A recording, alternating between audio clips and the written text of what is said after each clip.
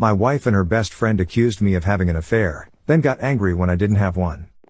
I, 31M, and my wife, 29F, had a baby last December. It was a traumatic birth and my wife developed postpartum depression. While she was originally going to go back to work after the birth, she's been struggling enough that we decided to wait until our daughter was a year old and reassess. She has been going to therapy weekly. With my wife home full-time, I've had to work increased hours. This is something we discussed prior to making this decision and she knew this from the start. A few weeks ago, my boss approached me about a project that would require a lot of overtime in a short amount of time. It would both be great financially and for my career. I talked to my wife about it and she agreed that I should say yes to my boss.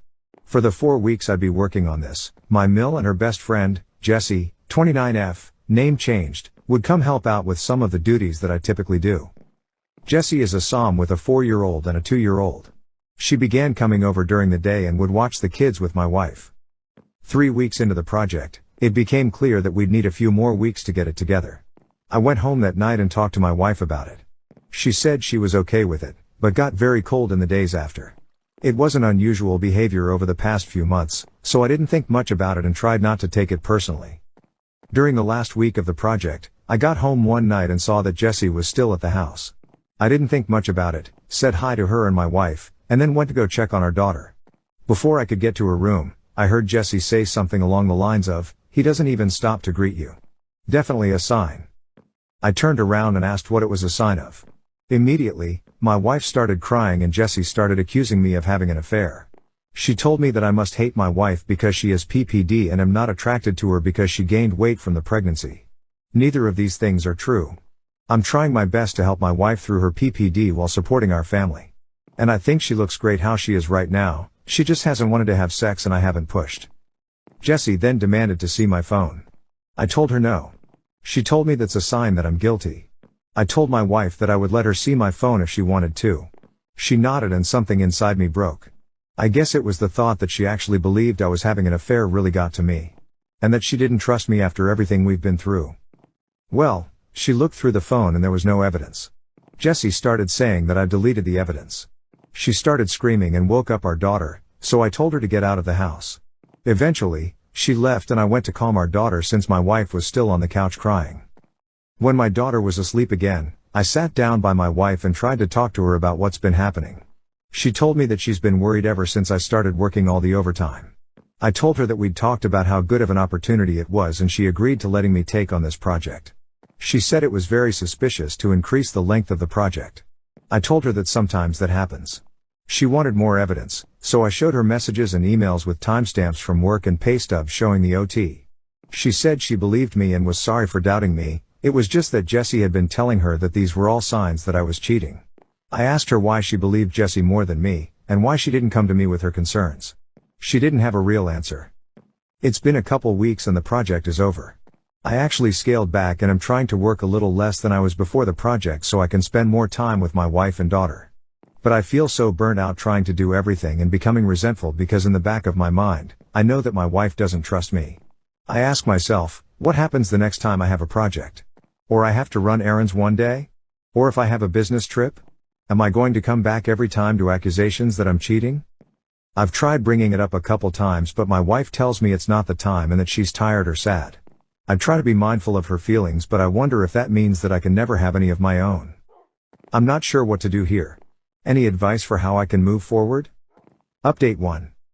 Thank you to everyone for all of the advice and support on my previous post. I think a lot of you pointed out what should have been obvious, that I need to get a therapist and start looking after my own mental health. A couple people asked for an update, so I'm giving one, but it's not happy. That night I approached my wife and told her that I was going to find a therapist. I didn't connect it to her accusations or anything, just said that I was having a tough time and needed therapy. She shrugged and told me to do whatever. Next day, I got home from work and our room and my home office were ripped apart. Things everywhere. Important papers scattered. I don't see her but our daughter's in her room crying. My wife left her alone, her cell phone's off. I call my in-laws and a few friends, but no one's seen her. I'm starting to get worried and I call my mom to see if she can babysit while I go out and look for her. Before my mom can get home, my wife gets back, Jessie's driving.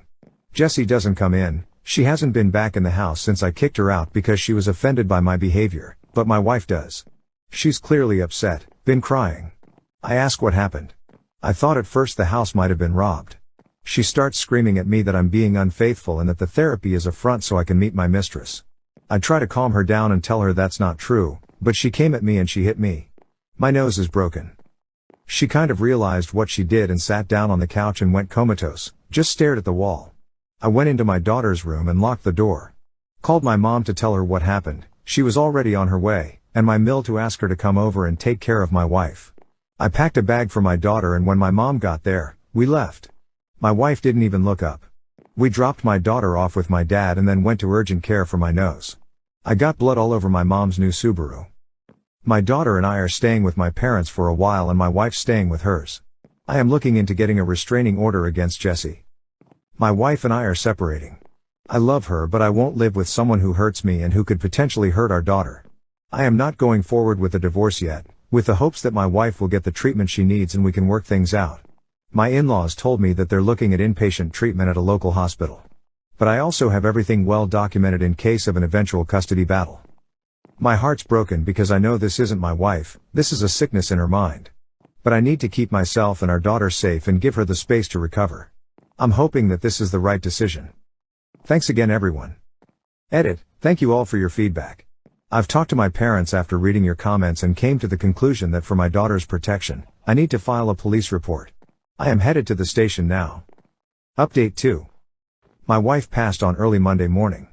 Convinced by her friend Jessie that I was having an affair that I did not have, she had a mental break, which resulted in my taking our infant daughter and staying with my parents for a while. She was with her parents, who planned on taking her to the hospital for inpatient treatment on Monday. On Sunday night she came to my parents' house and demanded I give her our daughter. Because she had left her alone for several hours the last time she was responsible for her and had gotten physical with me, I refused. I offered to let her come in and spend time with her while my parents and I were present, but she didn't want to come in and wanted to take our daughter with her. She was upset but left eventually. A few hours later, she drove her parents' car into a tree and died. The friend, Jessie, came to see my daughter and me yesterday. After some tears, she told me that she was planning to speak at my wife's funeral.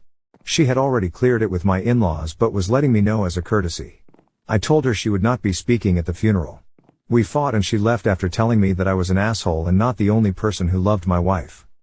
I talked to my in-laws who were adamant that Jessie be allowed to speak. She and my wife knew each other since they were kids and my in-laws are close to her.